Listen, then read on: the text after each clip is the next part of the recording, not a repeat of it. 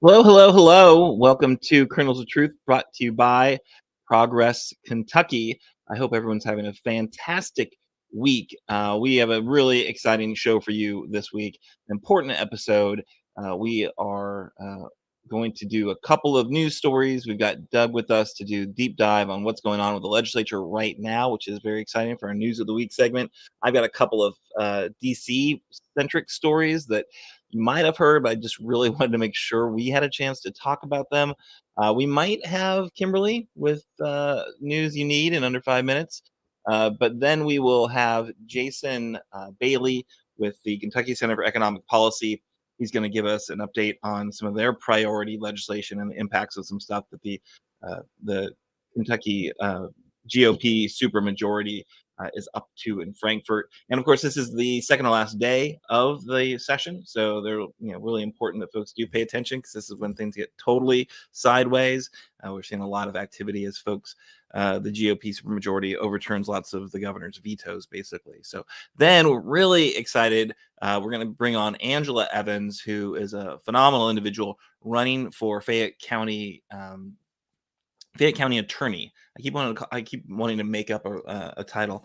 It's not the Fayette County Prosecutor, although she does. This would be a position that does the prosecution for criminal stuff at the county level. Anyway, so you might have heard her name when we had our interview with Amy McGrath a couple of weeks ago, because Amy's Honor Bound PAC is actually supporting and endorsing Angela. So we'll talk a little bit about that. Mostly we'll talk about what her vision is for criminal prosecution and transparency at the Fayette County Attorney's Office. So should be a really great show. We'll wrap up with some action items for you. And really does seem like an important time to be paying attention to Kentucky's political system. So we're glad you're here with us. All right. But first, are you ready to help turn Kentucky purple? We know that our Commonwealth has some work to do if we're going to beat back the red wave of bad politics and policy from the GOP supermajority in Frankfurt, from bills to block reproductive justice to siphoning public school funding away for out-of-state for-profit corporations. We are going to need your help to stop this. If you want a Commonwealth that works for all of us, please join Progress Kentucky. We really do make it easy. There's not any membership form to fill out. Just follow us on social media, like our content on Facebook, on Twitter, on Instagram, wherever you spend time on social media. Just share out what we're doing.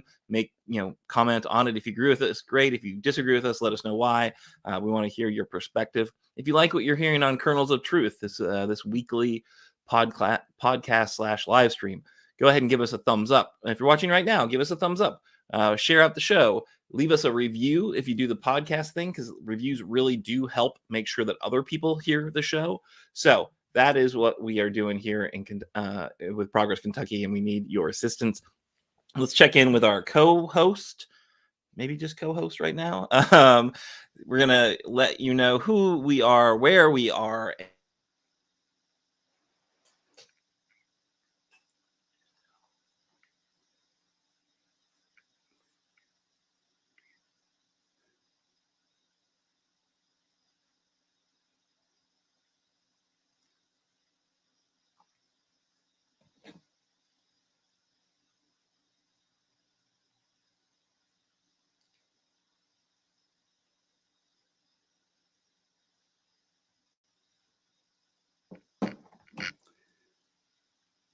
Okay, my name is Doug Price. I'm from Harrison County, and I'll mention, Aaron, you were muted a while ago when you were talking. But anyway, I'm from Harrison County, and we've got lots of farmland around here and lower prices. So come check us out. My sign says, I always like to have one made up. My sign says, Kentucky legislators, we will make sure voters remember in November.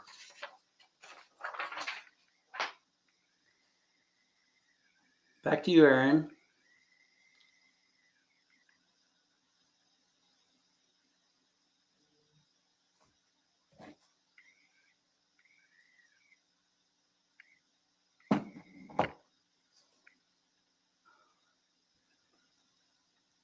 Hey, folks. Having some technical difficulties today. Fantastic. All right, so it does not look like we have the divine Miss Kimberly with us just yet. Hopefully she'll be able to join us throughout the live stream. But what that does mean is that we're just going to throw to Doug, because you've got the first news stories to cover. So take it away, Doug Price. That sounds great. Occasionally we do a worst political of the moment segment, and I'm honored to provide additional information on a segment that our very own Nate did a couple of weeks ago. I'm highlighting Senator Johnny Turner. He is the person who put forth an amendment on HB 690 that allows any attorney to conceal and carry guns into any courtroom in Kentucky. He stated on the floor his description of what the amendment would do. The floor amendment just clears up some things that adds the Attorney General and the Attorney General employees, along with other licensed judicial people, to be included with what is now Commonwealth attorneys and county attorneys and assistants. Clearing things up is a whole lot different from explaining what the bill does. If he had said, this will allow any attorney to conceal and carry in courtrooms, do you think the amendment would have passed? Next, I want to talk about some of the what I call good news, bad news related to bills that are in the General Assembly right now. So far, the only bill that the House has not overridden the governor's veto. The House started overriding bills earlier today, and the Senate is now considering those veto overrides, as both the House and the Senate had to weigh in. Here are a few that the House did override. HB 9, which is a charter school bill. I thought the House would allow the governor's veto to stand, but I was wrong. The last vote was 51-46, and one other Republican changed his vote to make it 52. On an earlier COT, I noted that Representative Kim Banta may have a conflict, and in fact, an ethics complaint has been filed against her related to the fact that her husband stands to benefit due to the passage of the law. She voted to override the governor's veto. We need to remember in November. The next bill is HB 8. This bill will provide a massive tax cut for the wealthy and other high wage earners, and potentially set the sail to crash land within the next 3 to 5 years. If this process fails, then the state will be in dire shape. We need to remember in November. Senate Bill 83. Both chambers overrode the veto. This is the bill that deals with, it's anti-trans allowed to play sports bill that sailed through the Republican handmaiden legislature. There was significant discussion that this was a solution looking for a problem. Several legislators noted that the Kentucky High School Athletics Association has implemented rules related to the subject, and the law was unneeded. Per a tweet from Louisville Courier-Journal reporter Joe Sonka, here's a quote from Senator Donald Douglas. The athletes want a fair playing field, not all of this social stuff. Let that sink in. He is a medical doctor.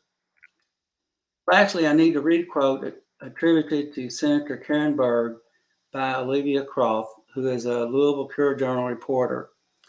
Senator Berg first read the Trevor Project number 1-866-488-7386. The Trevor Project is an American nonprofit organization founded in 1998 focused on suicide prevention efforts among lesbian, gay, bisexual, transgender, queer, and questioning youth. To kids at home, she says, life is too precious, and it does get better. And just because everybody doesn't understand who you are does not mean it is time to give up. We need to remember in November. HB 3, a likely unconstitutional bill that relates to abortion. In this law, a 12-year-old raped by her father would be required to have the baby, as there are no exceptions. All abortions are illegal, even though by federal law, abortions are legal. The handmaiden legislature forcing women to abide by their rules. We need to remember in November. HB 7, this bill cuts back on benefits for the most vulnerable and puts forth the Republican belief that everyone accepting welfare is only there because they don't want to work. The bill specifies community engagement requirements. In other words, if you're too lazy to get a job and need benefits, then we're going to make you work to earn benefits. Earlier, HB 3 protesters were still very loud and present. But again, we need to remember in November. HB 243. This bill provides 8% raises for our part-time legislators along with constitutional officers. The legislators easily overrode this veto while not providing raises for teachers or for state government retirees. We need to remember in November. SB 1, this is the last bill I'm going to talk about. It's the one that dictates the superintendent instead of the council determines curriculum after consulting with the principal and the school council and after a stakeholder response period.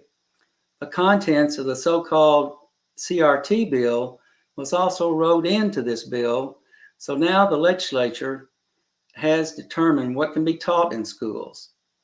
There was a problem identified related to teachers potentially being criminally liable for violating this law, but the Republicans said, nah, don't worry about it. We will fix it later.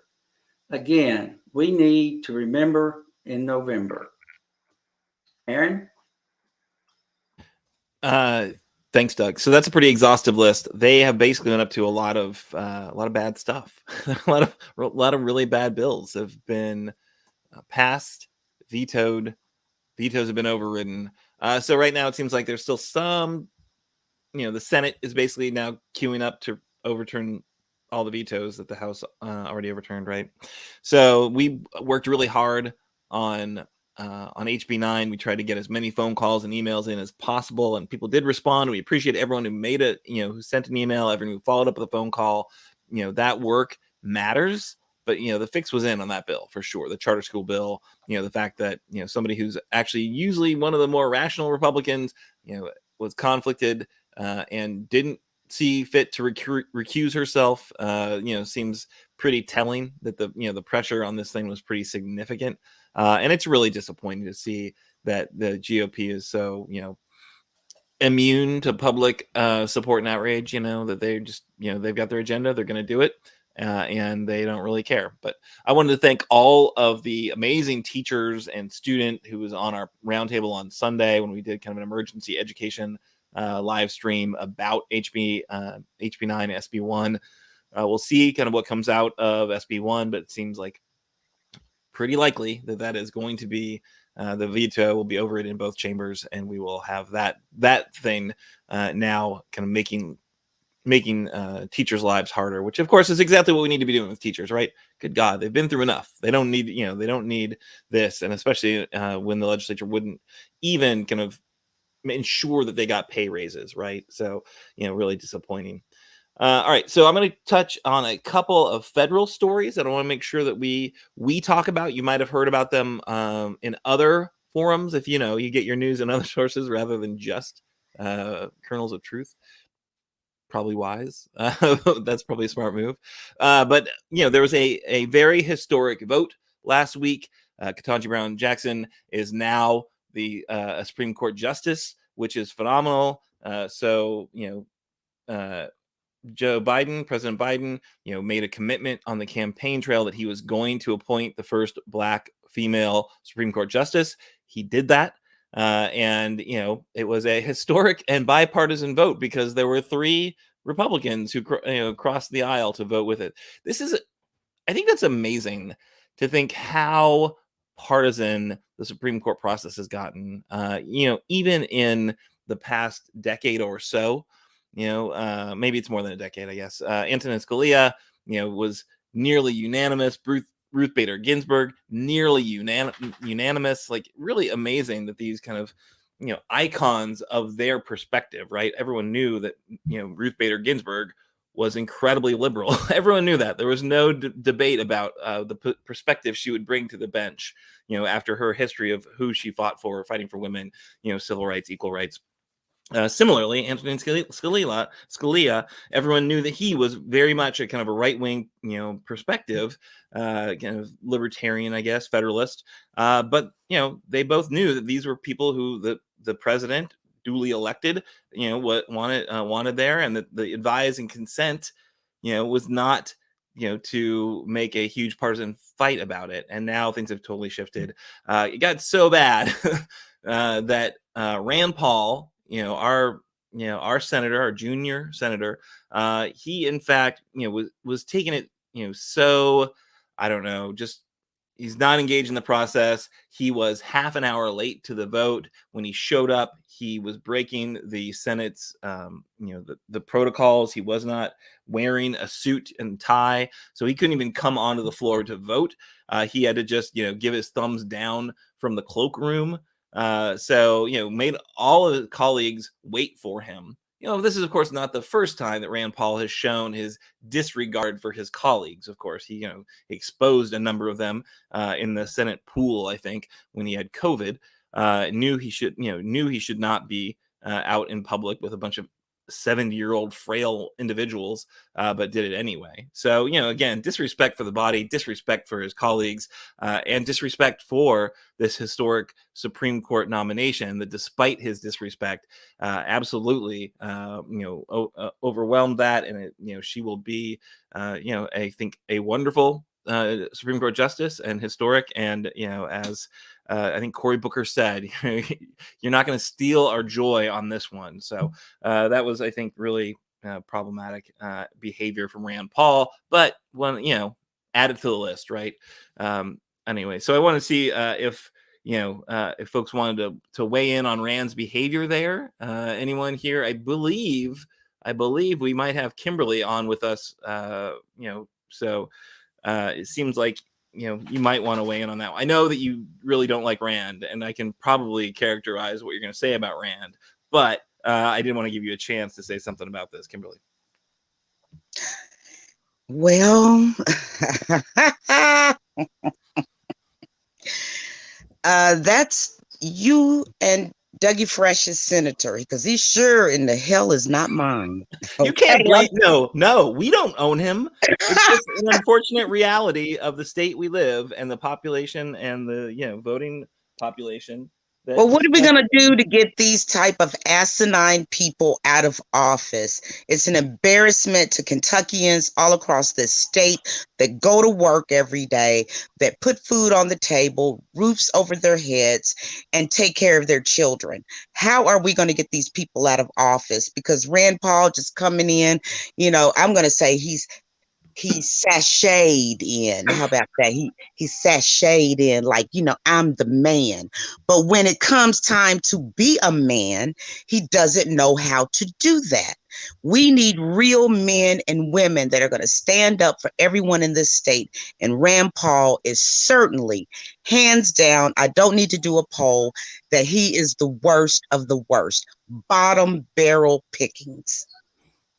Well, he was not alone in the cloakroom. Senator Lindsey Graham was in there with him. Just, but yeah. Don't get me started on Lindsey, please. Don't get me started on Lindsey. You know what I'm saying? Because as far as Lindsey Graham is concerned, his voice doesn't echo anymore. He doesn't have his master, okay? Like we're on the plantation, Trump, all right? He doesn't have Trump to back him up on anything anymore. And Lindsey Graham, the way he left the congressional room when our new Supreme Court justice was going through the confirmations, I don't even want his name to come out of my mouth anymore. I'm done. Yeah, no, he's horrible. Doug, anything on that one? Yeah, Rand Paul has curly hair. He's about 5'6", and he thinks he's about 8 foot tall. I think he really loves himself, and I hope that he and Lindsey enjoyed their time together in the closet. I can't believe he just did a dating app introduction for Rand Paul. He's 5'6", he's light brown, sandy hair. I think that might have been the funniest thing Doug's ever said. I think that was, I did not see that coming. I did not see that coming. Right. So I think generally we don't like Rand Paul, don't like what he stands for, don't like how he comports himself as the junior senator of the state of Kentucky. And what can we do about it? Well, obviously we can get engaged, get voters engaged, go outreach to more voters, let people know why what Rand Paul is doing is such a slap in the face of Kentucky. And, it's going to take some work, though. We've seen our voting population, right? And, we just had an election a couple of years ago. And, despite what people say on Twitter, which I really shouldn't look, but, Mitch McConnell won handily. He didn't win as much as Trump won in Kentucky, but I think the fact that, Trump was on the top of the ballot means that, Mitch got a lot of extra votes probably, right? So with a midterm election where you got less folks paying attention, you don't have Trump out there, as that kind of rocket fuel for kind of rural turnout. Who knows? I think there's a chance we could get rid of Rand Paul. It takes a lot of energy, takes a lot of work, takes a lot of work, right? And no one is accusing Kentucky of being Georgia, right? But let's all remember that Georgia was not Georgia until it was Georgia. So it takes a lot of energy, it takes a lot of time, and I feel like it seems pretty clear that the general election contest is going to be Charles Booker against Rand Paul. And I think that's one that's worth pitching in on and putting some time and energy into for sure. But we just did a bunch of outreach and to different voters, folks, kind of unengaged voters, a lot of working class folks, and they were great conversations. But it's going to take some work to get people to engage, pay attention, and turn out and come out in favor of candidates that we want to support. So there's definitely work to be done. So my takeaway there. All right, so going to move on to the next federal story, and then we'll see where we're at. But Mitch McConnell made some news. Actually, Jonathan Swan from Axios, who you might recall from a pretty landmark interview with Donald Trump. So he did another one of his landmark interviews. He got Mitch McConnell on stage, on the record, and just pressed him again and again on this contradiction between what Mitch McConnell said post January 6th about how culpable Trump was and what a horrific act it was, and what, he said, give credit where it's due. Mitch McConnell said all the right things, I think, post January 6th about Trump and his responsibility. That said, he then promptly stopped any actual Senate conviction of the second time the House impeached Trump. So, he clearly didn't really back it up. He made said the right words kind of in the immediate aftermath, but then didn't seem to remember that he said it and didn't seem to think there's a contradiction. So Jonathan Swan kind of hit him again on that contradiction and this idea of, is there a moral red line anywhere? And Mitch McConnell, you should watch the video. We'll put the link in the chat. We'll put it in the the show notes. And it's just pretty clear the guy's not familiar with the concept of moral red line, right? He is just, I'm about power, I'm about my party. Country, if you remember 2 weeks ago when we had Amy McGrath on there, we kind of spent some time on this concept of country before party. And again and again, these Republicans by and large have shown they don't understand that concept. There's a few, we'll call it the Liz Cheney wing of the GOP, which I think you could fit them all in a small hatchback, right? It's not like it's an enormous, you don't need a school bus for all the DC members of the Liz Cheney wing of the Republican Party, right? So generally, I think we got to throw them all out. That's my take on it. The way we fix this problem is get rid of all of them. But that only means you have to care about these issues that they've shown again and again. They're going to put the country before our party, right? I think we're getting a wonderful example of all of it right now in Frankfurt. They don't care about the working poor. They don't care about unemployment. They don't care about teachers. They are just about kind of corporate profits above all else. So that's kind of what we've got to deal with. All right. So I think at this point, anyone have thoughts about Mitch McConnell? I don't know if anyone wants to weigh in on Mitch's moral red line, which does not exist, or if Kimberly, you wanted to, if you have stories that you want to do under 5. I have about 2 stories that I would like to do under 5. Awesome. I bet you can do it under 5. I've seen I you do can do 5 it under stories 5. 5. You got no sweat on this one. Oh my God. Like, I look so cute with that picture. Thank you, Annabelle. I love you, girl.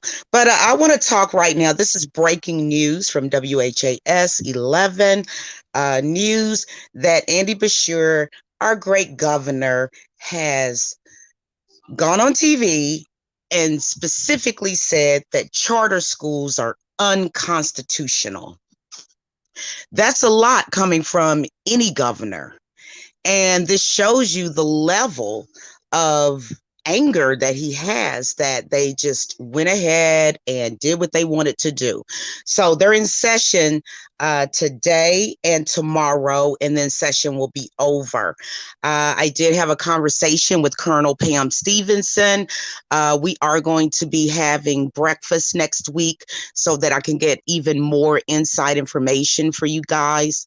The other thing that I would like to bring up is that Lily's Law did make it into a bill. And what that comes from is that there was a young lady on November the 10th, 2021, and her name was Lily Fairfield. And then Teresa Devine crashed into her car 3 days after being arrested and immediately released on a DUI charge. And I really think this particular bill was bipartisan because we're all very tired of hearing of so many DUIs. So what they did was make it a little bit harder. Instead of being released as a DUI suspect from 4 hours, is now going to be 12 hours. And also it would make the third DUI offense a felony rather than the 4th. So that's something that our people, I guess you can say, in Frankfurt got right. Now, the other thing that I wanted to bring up, and a lot of people have family members, friends, church members that are state trooper policemen. They will be getting on the average of a $15,000 increase on their salaries. That was passed, and I know a lot of people are very, very happy. Maybe they're planning vacations with this little extra money that's going to be coming up. Also, West End residents here in Louisville, Kentucky, Jefferson County, are very, very upset with our governor. So the reason why they're upset is because he did sign paperwork on the TIF. Ask me what all of that means. I don't know. Try to research it. Still confused. However, a lot of people, West End residents, which are predominantly African-American constituency, feel like they're going to try to come in and do all of these posh type of apartments and things of this nature, in which they feel that their neighborhoods will be gentrified. So a lot of people are talking about they're not going to vote for our governor. But knowing Andy Beshear, like I do, and like Aaron and Dougie Fresh does, most definitely he will make a statement on why he agreed with TIF. Something will be done. He's not going to lose those votes in Jefferson County. Believe that. He's not going to lose those votes. Back to you guys. Yeah. So TIFs, I think there's a time and a place, but, they are often abused. They are often, the point of gentrification. I think that makes a lot of sense and is a very troubling way of, applying the TIF. But as Nate noted, tax increment financing, not necessarily a good thing. It's a tool. It can be a useful tool, but it can also be a dangerous tool. So, all right, Doug, anything you wanted to weigh in on there before we move on to our guest? All right, so we are really excited. We do have right now our campaign corner. We are going to go to somebody who's been kind of in the thick of it. He's been analyzing a ton of the activity of the GOP supermajority in Frankfurt and what impacts this legislation would have. So coming in, I think, hot from that work, we've got Jason Bailey from the Kentucky Center for Economic Policy. Welcome, Jason. Thanks for joining us again. Hey, Aaron. Thanks for having me.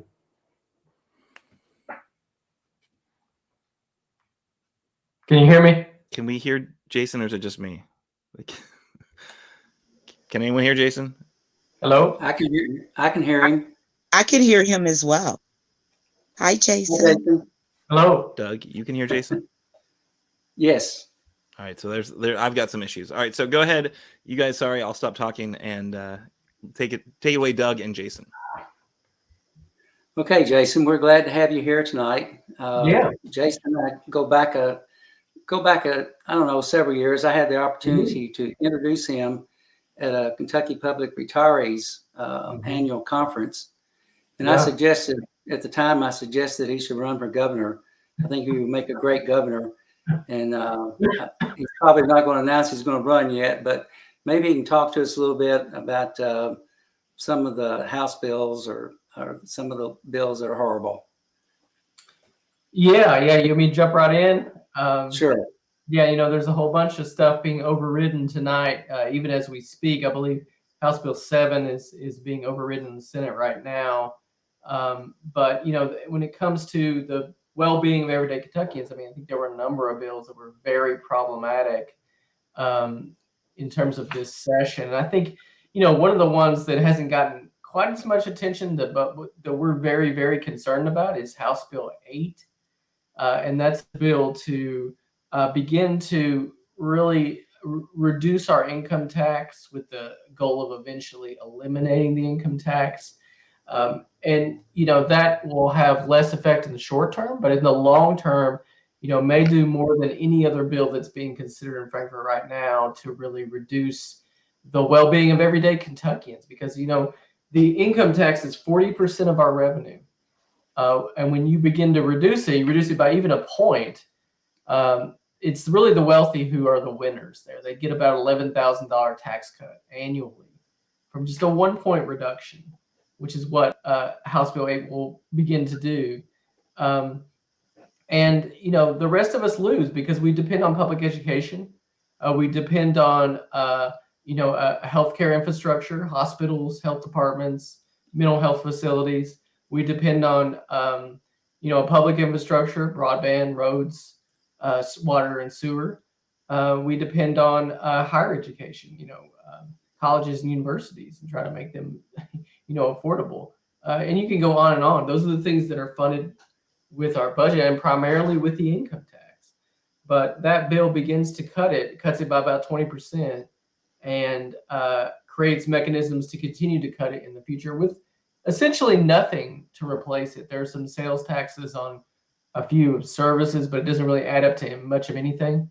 What we're doing is just gutting government. We're giving it away to the wealthy, and it will have huge long-term harms to the Commonwealth.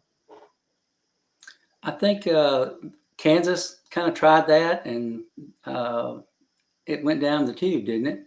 Yeah, this is more or less what Kansas did back in 2012.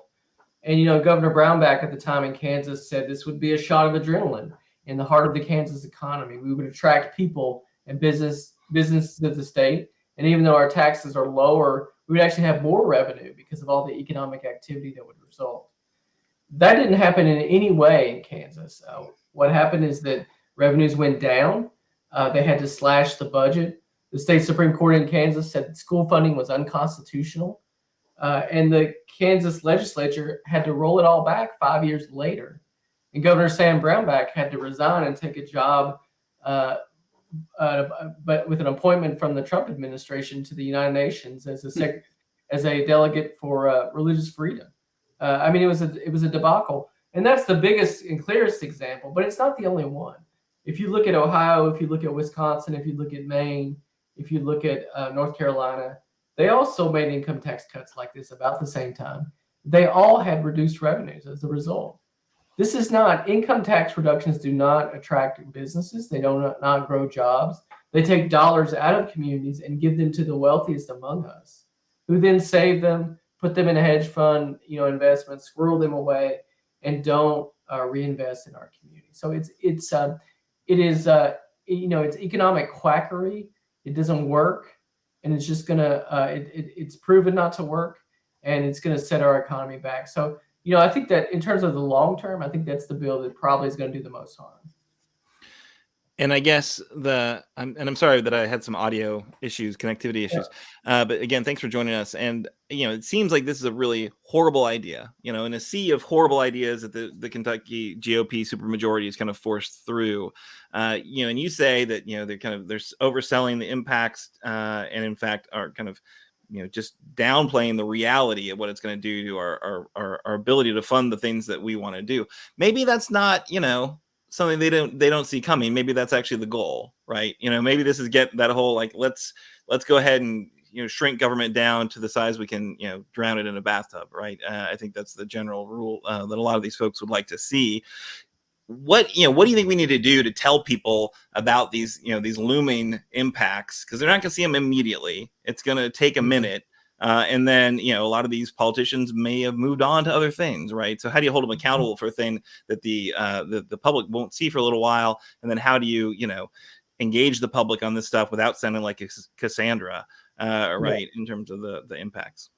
Yeah, well, I think it's going to be a little while. I mean, one of the things right now is that we have extra money in Frankfurt for the first time in a long time, and that's completely 100% because of the American Rescue Plan Act and the CARES Act, the other federal pandemic aid, and how that's washed through the economy and stimulated growth and helped us get on a strong track for really the fastest recovery we've had in a long time. That is why we have a surplus. So unfortunately, they're using the surplus as the sort of excuse to give away, not just one-time money, but permanent tax cuts that won't have an effect for a long time. There's a lot of uncertainty about where the economy is going because it's, there are signals right now. The Federal Reserve may raise interest rates and other things may happen that could derail it. And if so, we would be in danger of a recession, and then we'd be in danger of severe budget cuts, especially if we give away the income tax as we do in House Bill 8. So I think part of it is just helping people understand, the income tax is 40% of our budget. We can't give that away without paying for it. The shoe is going to drop. You can't get something for nothing, and we're going to give it away. And we have good examples. I think Kansas is a great place to point to where it's a clear failure. A lot of states are doing this right now, and they're all going to pay the price in a few years when the next recession hit, which is not a question of if, it's a question of when. Yeah. Well, Jason, thank you so much for coming on to Campaign's Corner. Thanks for this update. We will be watching this. Is there anything we should be doing that the public engaged members of the public who care about the government having the resources to do what it's done, and maybe even get it to do more? What should people do to engage on this this legislation? Well, there's House Bill 8 is on the docket for being overridden tonight in the Senate. I'm afraid it's going to be hard to stop that. The only thing I think can be done this session at this point, of course, session ends tomorrow, is to make sure there aren't any other last minute corporate tax giveaways, which are often passed at the very end of the session. And that's something we're keeping a close eye on in the final hours. And if they do pass, the governor should veto them. And he did that last year. He made some very good vetoes of bills that were passed at the very end. And we need him to do that again if indeed they pass some.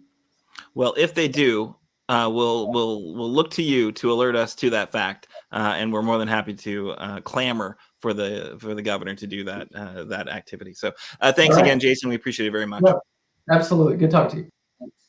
Awesome. So thanks so much to Jason Bailey, the Kentucky Center for Economic Policy, joining us on Campaign Corner. Just that kind of quick hit on what's going on in Frankfurt right now as they close out the session. All right, so we're now moving to our guest. Very excited to have with us somebody who you heard about 2 weeks ago, or a week ago rather, when we had Amy McGrath on. She sang the praises of Angela Evans, who is running locally. So folks should know, I'm assuming that this audience knows, we've got some local elections happening right now in Lexington and other places around the Commonwealth. But that's happening soon. I think the election day is actually May 17th is the election. Angela knows. She's very focused on it. But in addition to the county attorney, there are city council races kind of at large and specific districts. So lots of things happening. Folks should be paying attention, but really excited to be joined tonight by Angela Evans, running for Fayette County Attorney, which is the prosecutor for the county for Fayette County. Awesome, Angela, thanks so much. Thank you for having me. Appreciate it. So tell us a little bit about what's the job, what are you going to be doing if you get the job, why do you want the job, and then how will you approach the job if you get it? Right. Well, first of all, again, thank you for having me tonight. But the county attorney's office does an array of things. And to quickly answer your question about why I want it, because it is appealing to me. My bachelor's is in social work, and I've always just wanted to help people in any position that I've had. I'm obviously an attorney by trade and served on city council for 6 years. So I've seen how a lot of society's issues and problems come to impact everyone in your neighborhoods, on council, and government, and certainly in the court system. I was a public defender for 5 years, basically started my career there. So a lot of my clients, I could see how all kinds of different institutions, whether it was the education system or the Cabinet for Health and Family Services and things like that, the police departments and government in general had failed a lot of my clients. So it was not a surprise that a lot of them ended up in district court. So the county attorney's office obviously does some criminal prosecution, and about 99% of all criminal charges, whether they're misdemeanors or felonies, start at the county attorney's office. So that is why this office really is very important. It is the first stop. The county attorney's office decides whether or not charges that people have are amended down to misdemeanors, or dismissed, or stay as felonies. So they're the first line of decision making, and the prosecutors, whether the county attorney or the Commonwealth attorney, have prosecutorial discretion, and that's what that means. They can decide whether or not it stays a high level crime or is amended down and resolved some other way.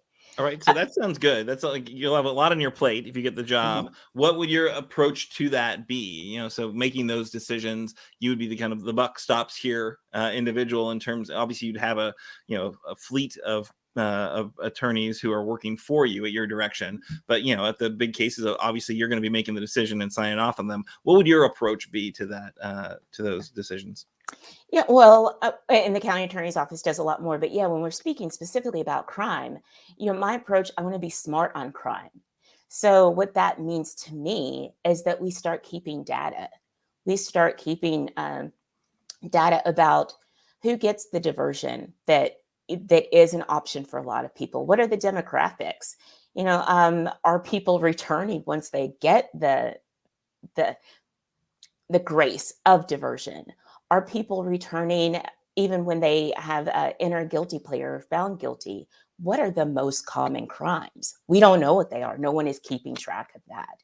The police department keeps track of what people are arrested for, but that's only the very beginning of the story. So we don't know, how the prosecutor's office, how the county attorney's office is impacting everything down the road. How many people are in jail based on misdemeanor charges? We're not keeping that. We just know what the population is. We don't know how many people are in there for pretrial diversion, or for waiting for their case to be resolved. And is that case a felony matter that's over in the Commonwealth attorney's office, or are people sitting in jail waiting on a misdemeanor case? So that's what I mean by being smart on crime. And I think that is part of what the county attorney's office needs to be involved with, because for so long, the county attorney's office has just been, let's just prosecute, but everyone is changing their approach to criminal justice.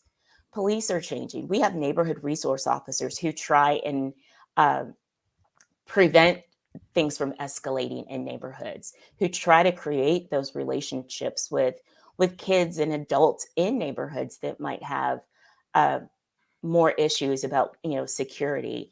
So they're doing things differently. We've got a bike unit that's downtown that is there for safety, obviously, but also serves as ambassadors who are more nimble. They are out there just truly engaging with the public. We've got the city council that I had served on and resigned in 2020. We're doing things differently. We've got a diversity, equity task who talked about how criminal charges and the criminal and police force, how the city can impact that. And there was the vote on no longer allowing no knocks. So everyone is doing things differently. The judges and legislator created a lot of our specialty courts. They created diversion programs.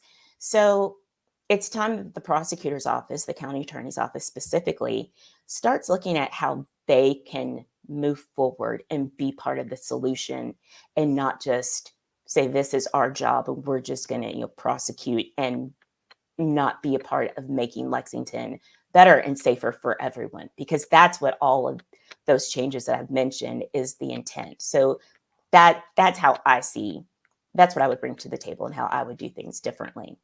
Gotcha. And so you are challenging the incumbent, Larry Roberts, who's been there since, I think, 2006, longtime county attorney there. And so, what's your take on his leadership? Why are you needed? Why is it time to give Larry his walking papers? Well, honestly, my opposition has no concept of transparency.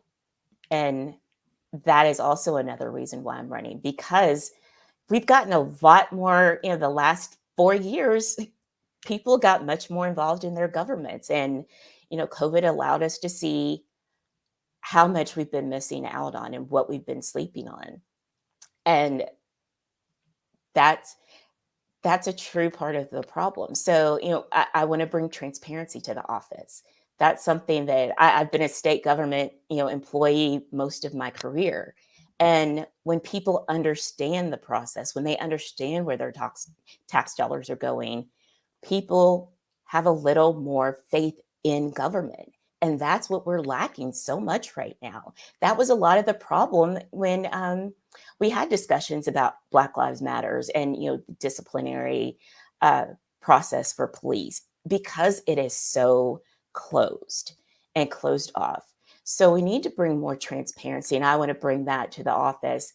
But again, what I talked about, what are the most common crimes? Are we reducing people coming in? And again, how we're the money that the county attorney collects, whether it's for child support or fees that are collected for doing some of these specialty courts, where's that money going? We also, the county attorney's office also collects property taxes.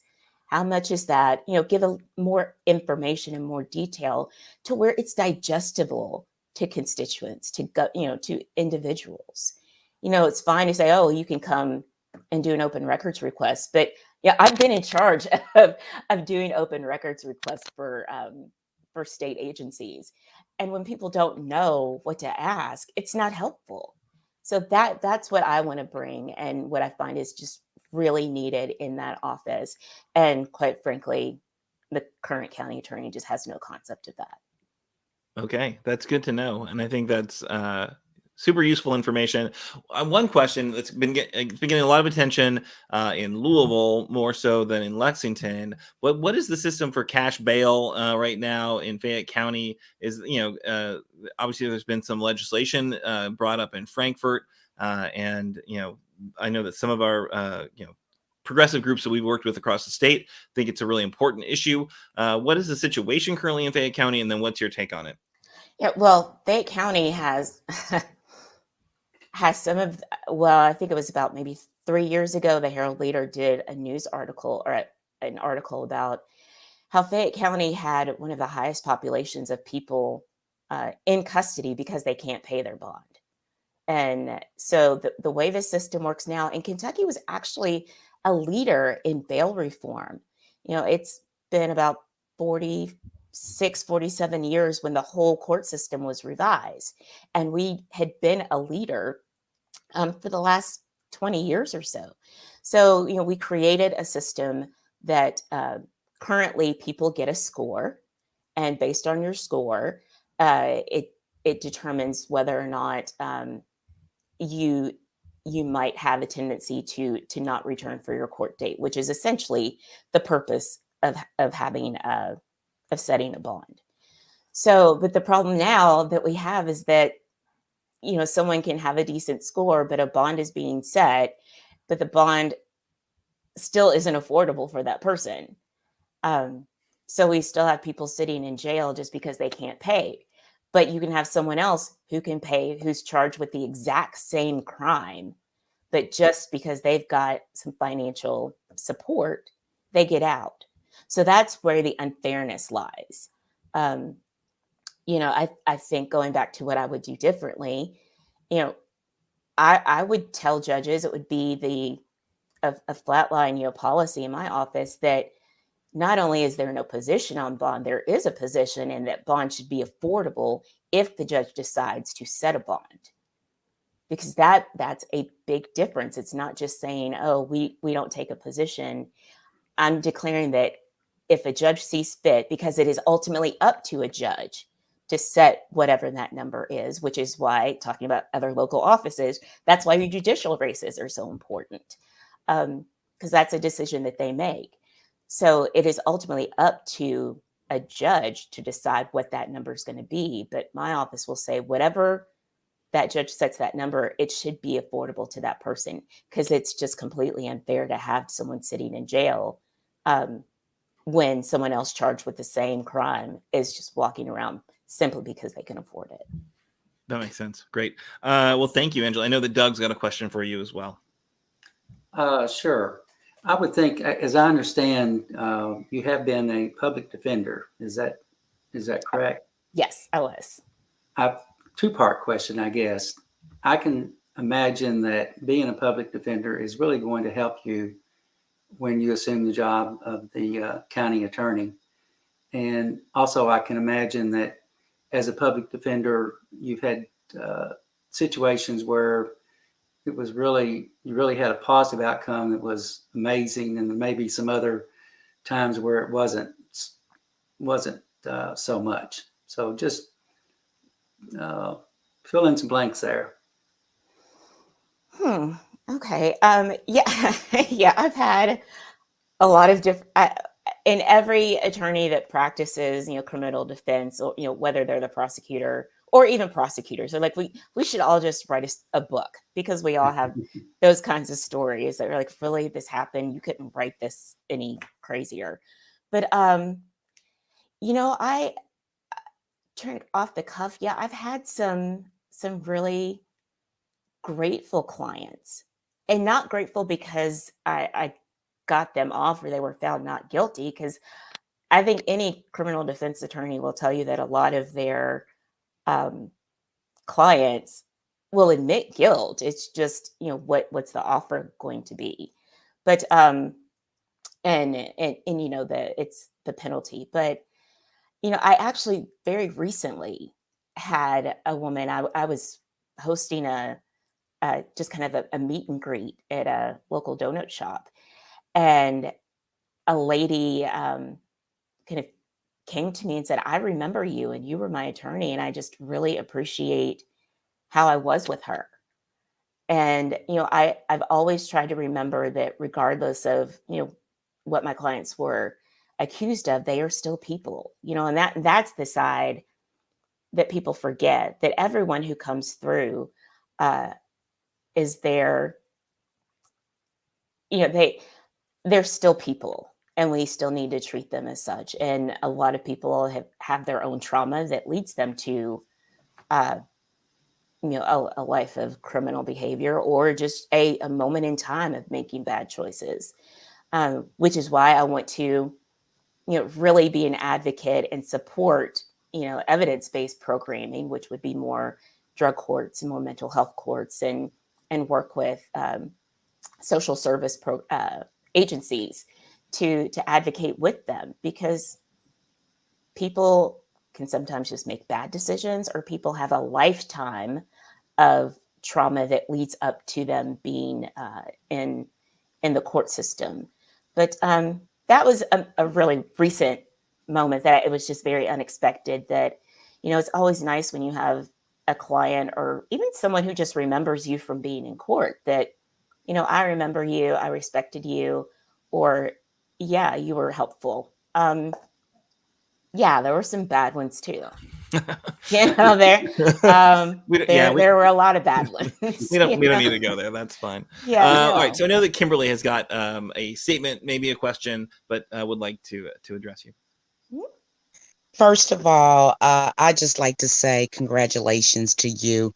I've looked at your website, your elect Angela Day Evans, Fayette County Attorney website.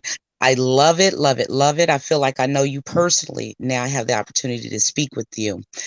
As you move on, and probably you will win this particular race later on, do you have aspirations of Supreme Court here in Kentucky or for the United States? Because there is a woman, her name is Shirley Troutman, and she's in the highest court, the Supreme Court of New York. And she was the 116th, I believe, 116th member in her court. And also our new Supreme Court Justice Brown Jackson is also the 116th member of her court as well. So I just think like the floodgates have opened and the sky's the limit. And what did Kataji say? She said, you better watch out. There's glass everywhere. Yes, well, I do believe there's glass everywhere. Based on, my life, I never rule anything out, but I do what feels right for me, at the time. I wouldn't discount that. I never say never, because if that were true, there are so many things I would not have done. And my life is just, it really is I'm starting to see the adventure part of it. So I never know. I will say I did resign from counsel to go get my master's at Princeton, and came back with no intention to run for anything anytime soon. But when things speak to you, they speak to you.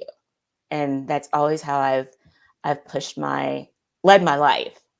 There are things that, and the things that I just try so hard to do and just try and make things happen, they don't happen the way I plan it. It happens some kind of other convoluted, take this turn, take that turn, it drops down from the sky.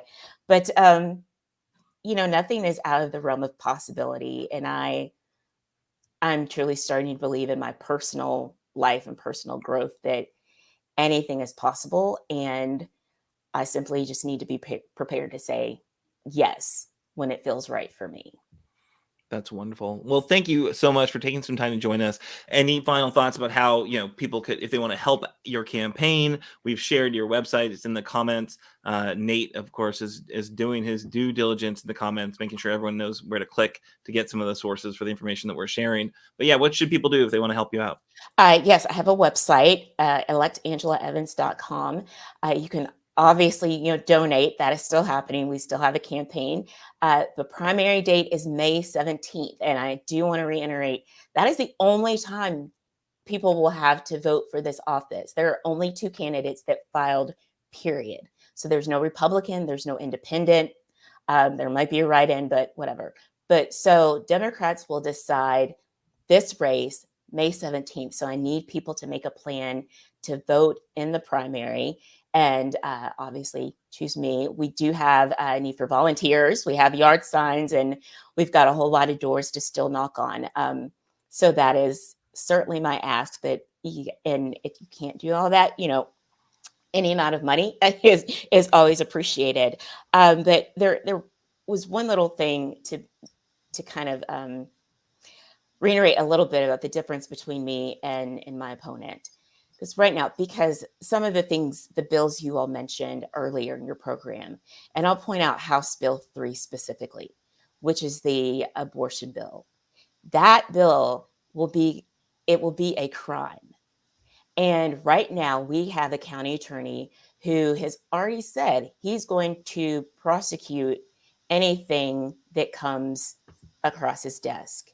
He's not going to have any kind of, he's prosecuting, Black Lives Matter protesters right now. So he's gone on record just by saying, he's not interested in what Black ministers or other cities are doing about BLM protesters. He's not concerned about how the community wants him to respond to things like that. So should someone be charged under the House Bill 3 that's going to become a law, he's going to have no problem prosecuting probably more women than anyone else in that. And that's something so important because we know what that bill is.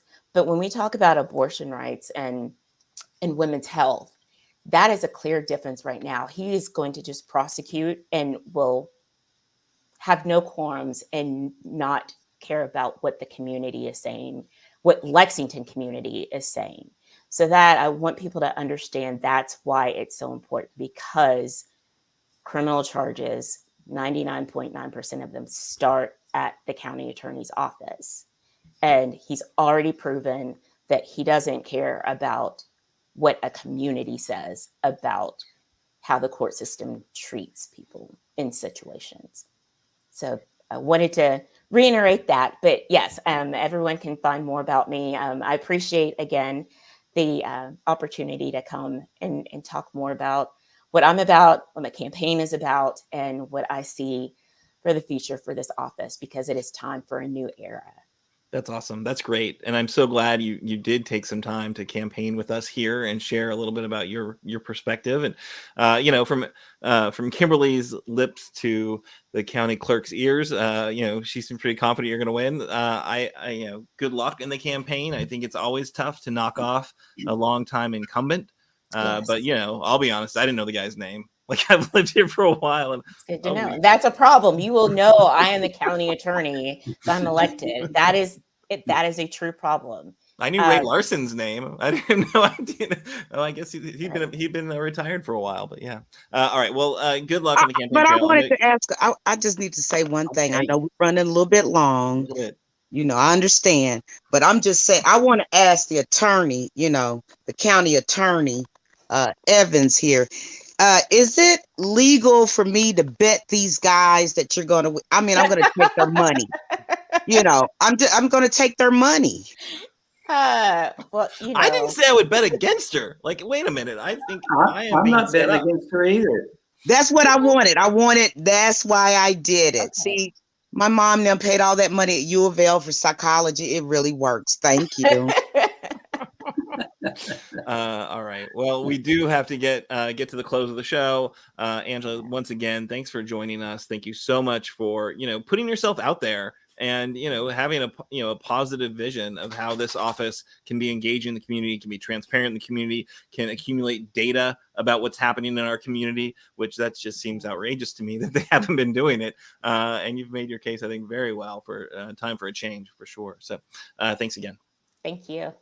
All right, so now I'm going to just throw it over to our dear friend Kimberly to close us out tonight with a great, a few different things that people can do to take action and support our mission to turn Kentucky purple. Maybe. Kimberly, you there? Here I am. Hi. Had a little bit of technical difficulty. I'm on my cell phone today, but like to say she was a great guest, learned a lot, see that she really cares about people, but she's willing to do and follow the law as well. So she was great. Jason Bailey, he was great. Learned a lot from him as well. So I just want to say thank you to Aaron. You know, you're like the best co-host ever. Did you hear me? I said co-host. I did hear that. Wait a minute. Did I just get demoted? Did I just get demoted on my No, show? you're the host. You know you my little brother and I love you. I just was seeing if you were paying attention. So you know I love Mr. Doug Price, otherwise known as Dougie Fresh. But we will be back next week and we'll be joined by possibly whom, Mr. Viles? Oh, right. Yeah. I'm texting with Senator Reggie Thomas right now to see if he's going to be able to join us. I know he and I have been trying to figure out the right time for him to come on. So hopefully he'll be able to join us next week. If not, it'll be a fantastic guest, I promise. Okay. And I know it will be. But I must do our disclaimer very quickly. Progress Kentucky is a nonprofit organization registered with the Kentucky Secretary of State, organized as a 501c4, is affiliated with the Indivisible Project and the Commonwealth Alliance Voter Engagement, otherwise known as CAVE. Progress Kentucky's goal is to educate, organize, increase voter turnout, and advance a progressive agenda through civic engagement. I think, fellas, we do that really, really well. So just to let you know, the logo and some of the graphic content was provided by Couchfire Media. They do great work, y'all. Just go head on to their website.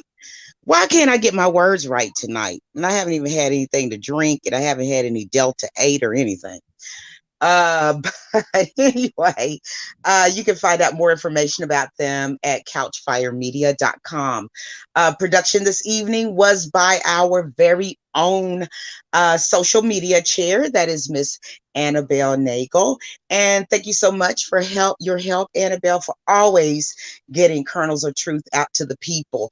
And ladies and gentlemen, I had an opportunity to actually meet her face to face. We hugged one another, and this young woman that you never get to see is absolutely gorgeous. She's brilliant. She's smart. She's the future of the party and of government. And she is she's just a baby doll. She's so sweet and so pretty. Then also, I want to let you know that the Jones Report is definitely coming back. We've got a date. And we're going to have our guest as Mike Breuer. You know, he's got his new book out. It is a political thriller, and you will love it. I've been reading it, and I can't put it down. That's why I was running late for the show today. I couldn't put the book down. Okay, so that's going to be coming back to you, not this Sunday, which is Easter, but the next Sunday, right? Okay. Then also, thank you, Nate Dogg. That's my buddy right there. He's been keeping it going, keeping it engaging in the comments. We want to give a big shout out to him. And also the music that you hear comes from him. Go check him out. And if you checked him out last week, check him out again this week. He might have something new on there for you. And that's natosongs.com, Nato songs.com. And if you miss our live stream on Facebook or, don't worry, my pet, you can rewatch shows and see our source links on Facebook or our audio podcasts that are available like Apple, Google, Spotify, and, just basically wherever you get your podcast. So remember, this is Wednesday. It's been Hump Day. You made it halfway through the week. Do something nice for someone. It doesn't cost you a dime, makes you feel better, and blessings may come back to you. So until then, same bat channel, same time. We'll see you here next week. Have a good one. Do you follow politics? Of course you do. That's why you're watching this video. So I invite you to add Forward Kentucky to your politics sources. Forward Kentucky is an organization devoted to covering Kentucky politics, policy, and politicians. Our tagline is objective news, effective policy, and progressive commentary. We've got lots of ways for you to keep up, from the website itself, to our podcasts, to our posts on Twitter, LinkedIn, and Reddit, to our YouTube and TikTok channels. And we've got a newsletter you can get for free. Just go to forwardky.com to learn more and to sign up. Forward Kentucky, the progressive voice for Kentucky politics.